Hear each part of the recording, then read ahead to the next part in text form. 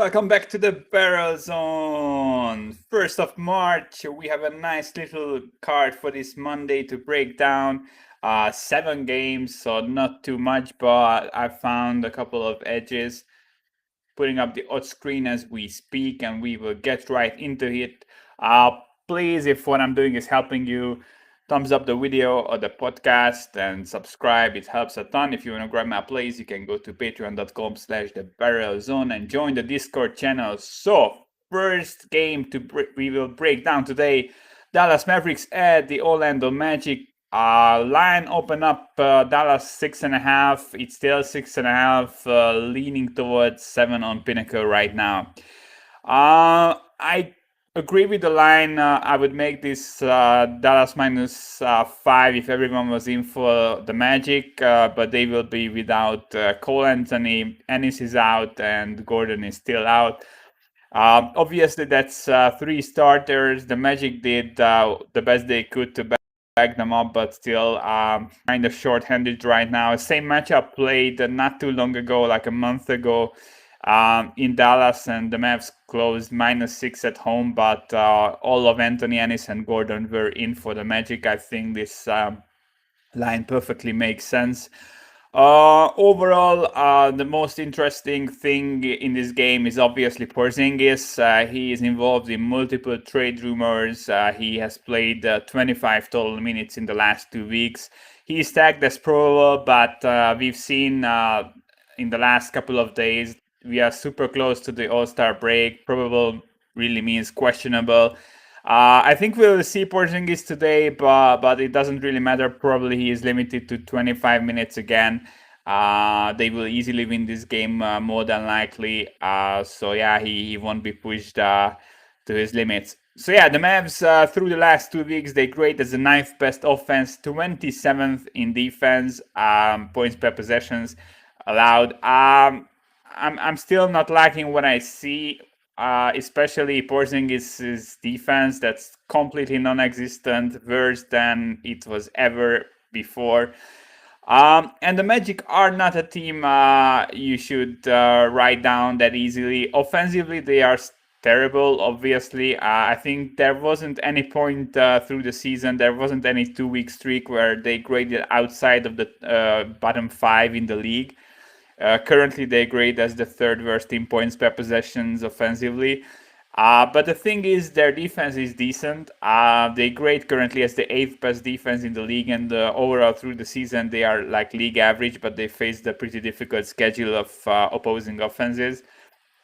And they are the best team in defensive rebounding, which is important in this matchup, as the Mavs are the 5th worst in offensive rebounding percentage in the league.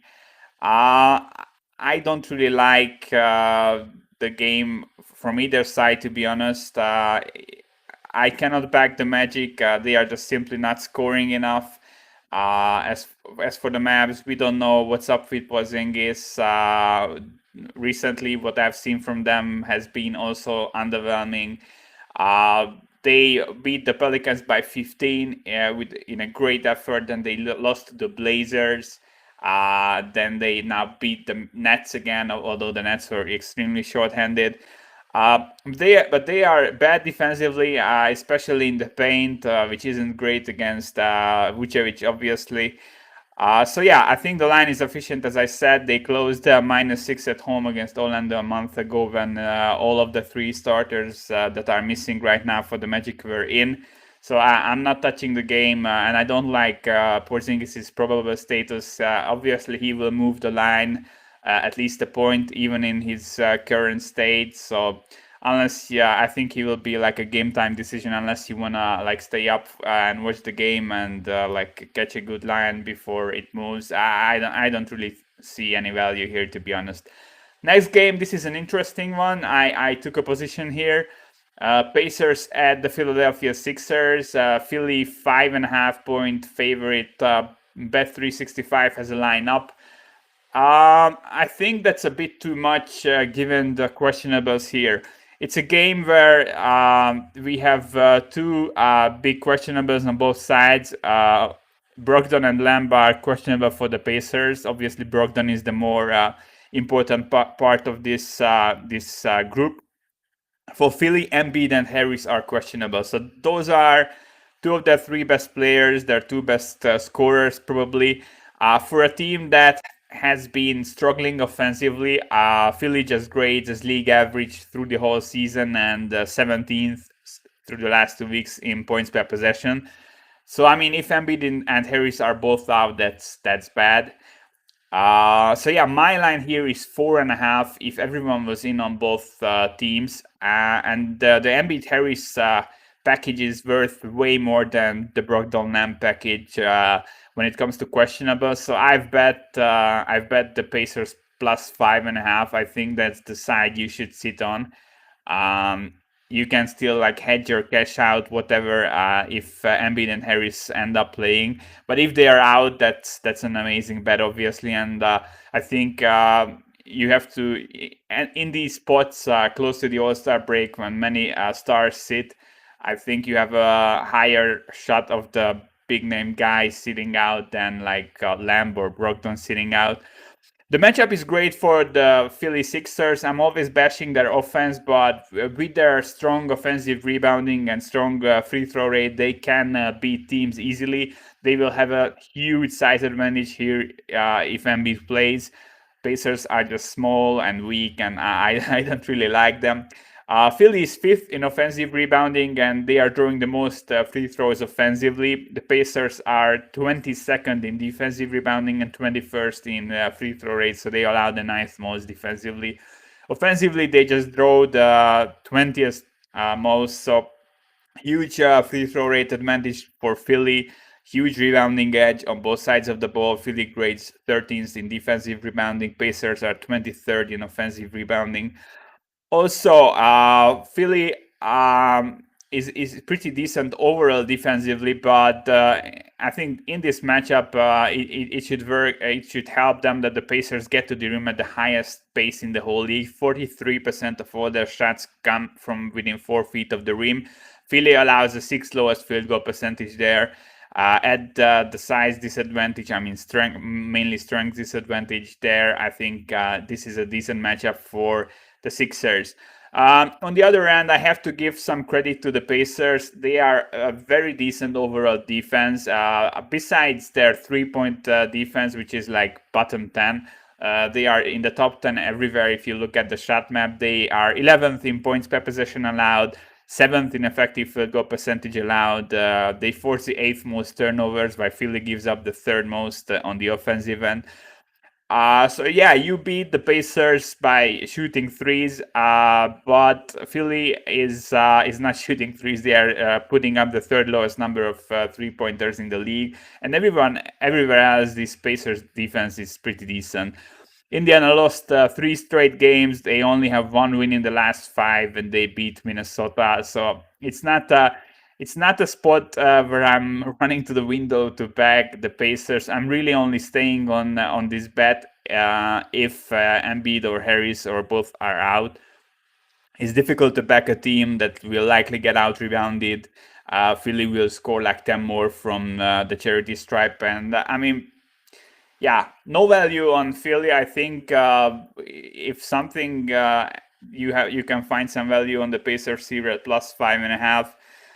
But the matchup I think is good for the Sixers if everyone is in. But I like to play around these questionables. If you have books where you can cash out at 100% quickly and get back your wager if the injury news are not going your way, then I think you should grab that 5.5. I think Pinnacle will trade this closer to 4.5. They know that if Embiid is out and they have more money on the Pacers, then they are in deep shit. But yeah, if everyone is in for both squads, I'm not touching this game, even though I have a small number edge on the Pacers. Utah Jazz at the New Orleans Pelicans. Jazz laying 6.5 on the road. My line is 7 here, but the 6.5 is heavily juiced towards Utah, so it's basically a 7. I think it's fair. The matchup is as good as it can get for the Jazz here. Pelicans are a bit similar to Philly. They need to out-rebound you offensively, and they need you to give those free throws to them. They are first in offensive rebounding in the whole league and seventh in free throw rate. They kind of suck everywhere, but I mean, if you match up bad against them, you are in deep trouble. But the Jazz allow the seventh lowest free throw rate. No, sorry, the third lowest free throw rate, and they are second in defensive rebounding, allowing the second lowest offensive rebounding percentage also. So yeah, Jazz will have the size, they have the rebounding. Overall, it's an amazing matchup. Pelicans behind the Pacers attack the rim at the second highest pace in the league. They also have the size and strength for that. But the Jazz allowed the sixth lowest number of shots and the eighth lowest field goal percentage from the paint overall.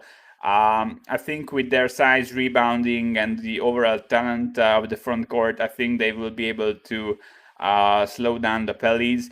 And on the other end, the Jazz offense, second in points per possession, second in effective field goal percentage, while the Pelicans defense is 29th and 30th in the league in these stats. They are one of the worst defenses in the league. They grade as 29th overall through the season in points per possession and also 29th through the last 2 weeks. And they grade as a top 5-ish offense, but I mean, they have a plus 1.8 point differential right now through the last 2 weeks, which is terrible. I mean, you cannot have the third best offense in the league and just have a plus 2 point differential.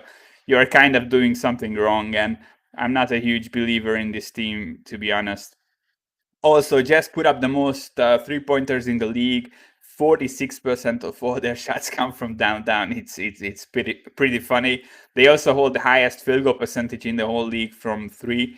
And the Pelicans allow the second highest number of threes and at the third highest field goal percentage. Insanely bad matchup overall. So Redick is also questionable for them. Even at 6.5, if we would get like a 6.5 plus 100, I would bet the Jazz here. It's a great matchup. I think they should be 7. I think even money will come in even at 7 in Pinnacle. I think this closes 7, 7.5. I don't see why anyone would bet the Pelicans here. There is nothing you can say really. No stat that you can bring up that helps the case here. Denver Nuggets at the Chicago Bulls. Denver is laying 4.5 to 5.5, depending on the book you look at. Yeah, so we will do a little math exercise here. Bulls should have been playing in Toronto yesterday.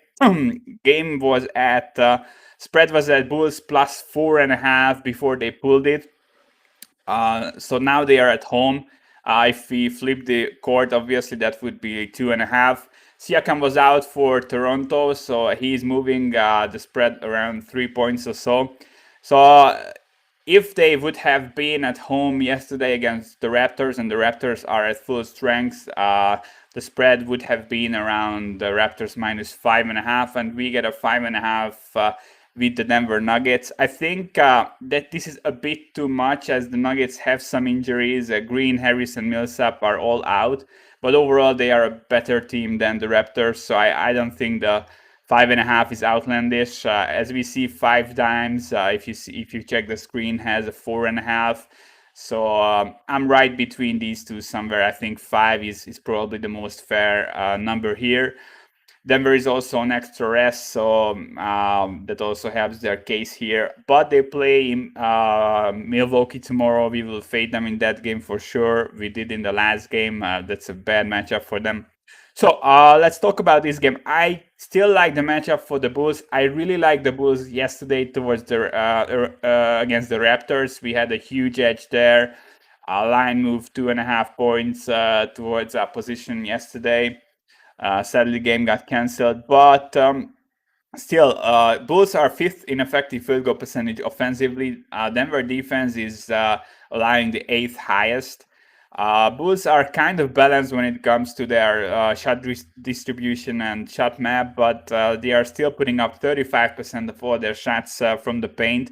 And as we know, the Denver Nuggets are the worst defense in the entire NBA in the paint. They allow a 70% plus field goal percentage within 4 feet of the rim. Insanely bad. Bulls are getting to the rim at a higher pace than ever before, and their recent offensive success was mostly based on that. So I like the matchup for them. Also, Nuggets are similar to Philly and New Orleans, that they need to out rebound you offensively to get to have success. And the Bulls allow just the second lowest second lowest offensive rebounding percentage in the whole league. So yeah, it's a decent matchup overall for the Bulls. Defensively, I don't like it as much as I like the Toronto game, as the Raptors are just all about the three-pointer, and the Bulls are top 5 defense against the deep shot. Denver is putting up more mid-range jumpers, and the Bulls aren't great against that. But I think if I would have to take a side, I would still look at the Bulls or nothing here. They are now also kind of on extra rest as as their game was postponed last night. I think I would need a 6 to get involved here. Not sure if we get there. I don't think we will. But at 6, I would definitely look at the Bulls. I think their strong rebounding and the way they match up offensively is pretty decent. And I think Denver is still very inconsistent, and I don't overlook the lack of Green, Harris, and Millsap. Obviously, the Millsap Green duo is a pretty serious loss, as Green is supposed to back Millsap up. So yeah, overall, my line is 5 here. Depending on where the market move, we might get involved, but it would be Bulls or nothing for me. Next game, Brooklyn Nets at the San Antonio Spurs. Brooklyn obviously still without KD. Green and TLC are also questionable for the Spurs. Gay, Russell, and White are out, and Keldon Johnson is questionable. My line here would be 3.5, and that's what we see on the board. I'm not going to talk too much about this game. I think too many injuries on both sides to really handicap this efficiently. These two teams couldn't be more different. Spurs are a top 5 defense and the bottom 10 offense. Brooklyn is one of the best offenses in the league, but defensively they are below league average still. I think overall, the Spurs, if they are healthy, and they are not healthy, but if they would be healthy, they match up pretty well here. Brooklyn is first in points per possession, first in effective field goal percentage, fourth in free throw rate offensively. Spurs in defensively rank 5th, 11th, and 4th in these categories. So overall, pretty decent. They are also 9th in defensive rebounding, while Brooklyn is one of the worst offensive rebounding teams. So slight rebounding edge towards the Spurs. They have a pretty decent defense. Overall, they put up the second most mid-range shots in the league. One of those old schoolish teams like Orlando. You can see neither is really having too much success offensively, but they are still doing that. Brooklyn is allowing the third highest frequency and accuracy from mid-range, though, so they aren't really great at stopping these shots. Overall, huge weakness for the Spurs. They are one of the worst three-point defenses. Overall, they are a very decent defense, but the perimeter defense is just bad, and it's pretty consistently bad. Brooklyn is putting up the 8th most threes at the second highest field goal percentage in the league. Pretty efficient overall offense, as I said. Obviously, one of the best, even without KD. So yeah, I think Spurs will likely have some offensive success here, given the matchup. But in the end, I would expect Brooklyn just to kill them with threes. They are more capable doing that than anyone else. Green and TLC questionable is something I don't like. As I said, Nets are super thin, especially in the front court. So yeah, I'm not getting involved. I think the line is overall kind of okay. I don't like either team too much in this spot. And too many questionables on either side, and this is exactly the game where we will see like a late scratch. We've seen it with Brooklyn just a few days ago, and the Spurs are the grandmasters of scratching like Aldridge or DeRozan late, so I'm not touching it. Houston hosting Cleveland. Houston 4.5 point favorites. This was 6.5 a few hours ago. I make it 2. So a 2.5 point edge, in my opinion, still on the Cleveland Cavaliers. It's an insane line. I don't know who came up with it. Houston is terrible. They are also on a back-to-back. They lost by 49 points last night to the Memphis Grizzlies. No one played more than 28 minutes. It was a quick blowout. Game was over in the second quarter. Oladipo was out. I think he will be back here. He was set out for injury management, although he declined the contract extension and might be traded before the deadline. We don't know what's going on there. I think Oladipo plays, but even if he plays, Wood is still out, and Cousins is not with the team anymore. I think they still don't have any bigs, any real bigs. It could be an issue. So Wood out is a huge downgrade for the team. Obviously, for the back-to-back, I will still downgrade them a bit, even though they didn't play too much last night. So yeah, Cleveland, 22nd best offense, 22nd best defense through the last 2 weeks. It sounds bad. They have a -6 point differential, but they still went 3-3. But if that sounds bad, then Houston will sound even worse. They grade as the worst offense in the league and the third worst defense with a -20 point differential through the last 2 weeks. They went 0-6. Some huge edges here for Cleveland in this matchup. Cleveland is the second best team in offensive rebounding. I said that this will regress with Drummond out, but they will still be a strong rebounding team. Houston is 29th in defensive rebounding. Cleveland defensively is forcing the fourth most turnovers. Houston is allowing the sixth most. I mean, if you have a team that's more rested, kind of more healthy right now, as besides Drummond and Nance, they really have everyone back. Better turnover rate by a country mile. I think Cleveland is a decent look here. They have the worst 3-point defense in the whole league, and Houston is putting up the most threes in the league. But if you look into that, Houston has a 33.8% field goal percentage on average from downtown. It's by far the worst in the league. They are putting up lazy shots. I don't think you just let them shoot. They won't hit those shots. So I don't think the Cleveland bad 3-point defense is something that will hurt them here. And besides shooting threes, Houston is getting to the rim at a top 5 rate, and Cleveland is allowing the lowest field goal percentage in the whole league, just 58% around the rim.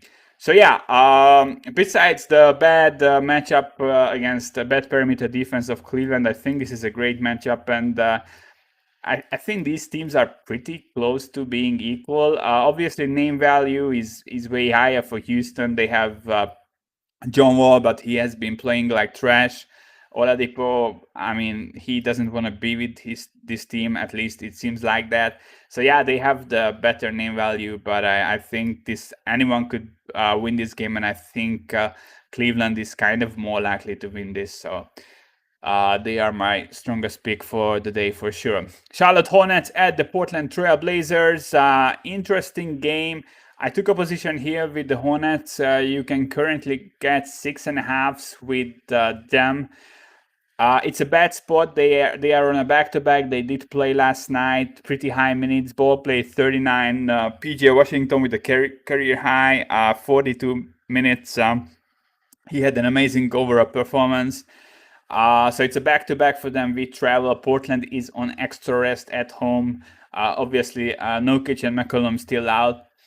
My issue is that these two teams are pretty close to being equal, in my opinion. If you just look at the last 2 weeks, Portland is grading as the 15th best offense. Hornets grading as the 14th offensively. Portland is grading as the 27th best defense. Hornets grading as the 25th. Similar records, similar point differentials, everything is similar. Blazers have been rolling hot before after Nurkic and McCollum went down, but now they started to face some legit defenses, and yeah, they are kind of crumbling a bit. They still have some nice performances, but they aren't like a good team without Nurkic and McCollum, and you should really downgrade them after losing those guys. So yeah, Portland has a slightly better rebounding, Hornets slightly better free throw rate. Overall, both offenses match up pretty well. Portland is obviously one of the better 3-point shooting teams. Hornets allow the 7th highest field goal percentage there. Hornets get to the rim at the 6th highest rate. Portland is just 18th there defensively. So yeah, I think overall both teams, both offenses match up pretty well here. I think likely we'll see a higher scoring game. And yes, Portland is the better team. These are on back-to-back, which is important. Hayward set out last night's game. He was probable. We will see many of these probable guys sit games out. I think he just said because it was a back-to-back set and he will be fresh for this game. So his status is obviously one to monitor. But if he is in 6.5, is way too much. I would make this more like a 4, maybe even less than 4, if Hayward is in. So yeah, I set on bet with the Hornets. If Hayward is out, I don't want them. They had like a miracle W today. But without Hayward, they are not a team I will want to back. I'm always cashing out on my bets or hedging them if Hayward is a late scratch. But the Blazers aren't a good team, and they shouldn't be laying this many points. Yeah, as I said, I make this closer to 4. So let's wrap it up for today. I think 5.5 with the Pacers is a bit too many points that Philly is laying. Obviously, with Embiid and Harris questionable, I think the Pacers are the early side. You have to look at backing. I like the Jazz, but I show no number edge at 6.5 to 7. I would need a 6 to get involved there. I like the Bulls a bit, but would need a 6 against the Denver Nuggets. I like Cleveland a lot. I think I would play this down to plus 3 even maybe. At plus 4, I think they are still like a wonderful wager. And I like the Hornets at 6.5, pending Hayward status, and obviously other guys could also sit out. So this is really a wager that I will finalize after the injury reports are out. But overall, I think the one play you can lock in, regardless of the injury reports, is Cleveland. Even at 4.5, they are a hugely plus EV wager. So that is it for today. I will be back tomorrow at the same time. Please like the video or the podcast, subscribe, and if you want to grab my plays, you can go to patreon.com/thebarrelzone. Thanks for tuning in. I will be back tomorrow. See you guys at the same time, and good luck with your wagers as always.